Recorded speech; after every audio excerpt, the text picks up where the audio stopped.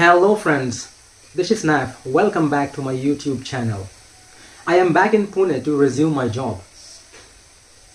I had spent enough time back home in Ranchi and in the village, and I can't afford to keep extending my leave, because end of the day I have to pursue my job. I have to hold on to my job because that provides me income, a source of income to support my family, to support myself. However, the story doesn't end there. Although I am here back in Pune, my thoughts are still back in the village, because my eldest sister is in a real bad situation. She, along with her husband, are living in that small little hut, which is not even a proper hut. It's like a hut or a tent, but it's a bad one. I am gonna have to go back and help them build once a small hut, but a better one, I suppose.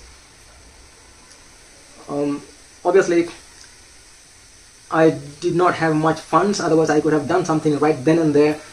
So I'll have to. My salary is sufficient for my family, for our food and stay, and my children's education. But if there is an additional responsibility, it's challenging. Nevertheless, she is my sister. I'll have to do something. I have my eldest brother as well, but he can't help it because he himself is helpless. So ultimately, it all boils down to me. I'm the youngest of all siblings.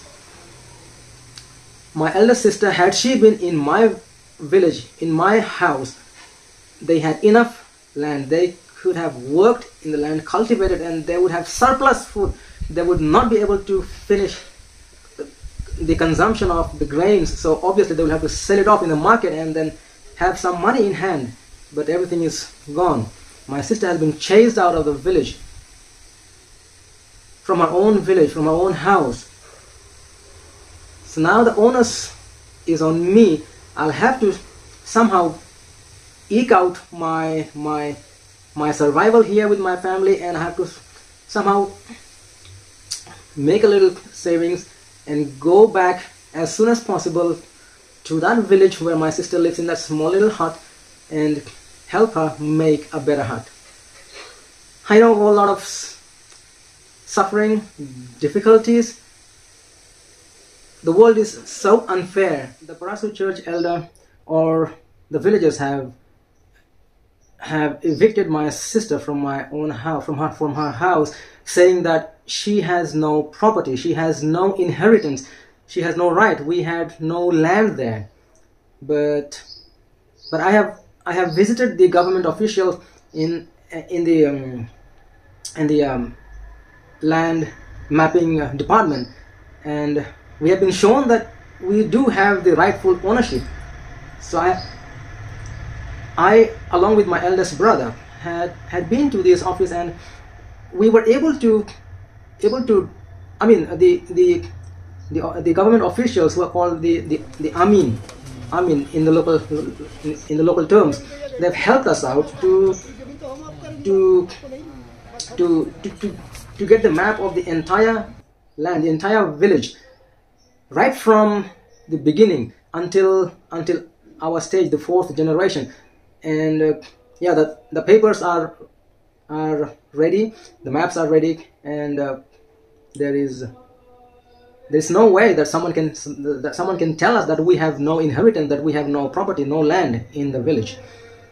So, well, I'm no more in a mood to go back and stay in the village, but as a proof, I do need those papers, and the papers are now in my hands. So I'm gonna go back one of these days and prove it that me and my household are not wrong. We do have a legal inheritance in the village. But I cling to this hope, but I cling to this faith, because I know that rock, which was cut off by no human hands, fell on the statue, and it destroyed the statue to build a new kingdom. So come, that rock, grind all the nations, all the kingdoms, destroy them for eternity, and establish your kingdom, which will be established forever and ever. Jesus, the Prince of Peace, the King of Kings, the Lord Sovereign,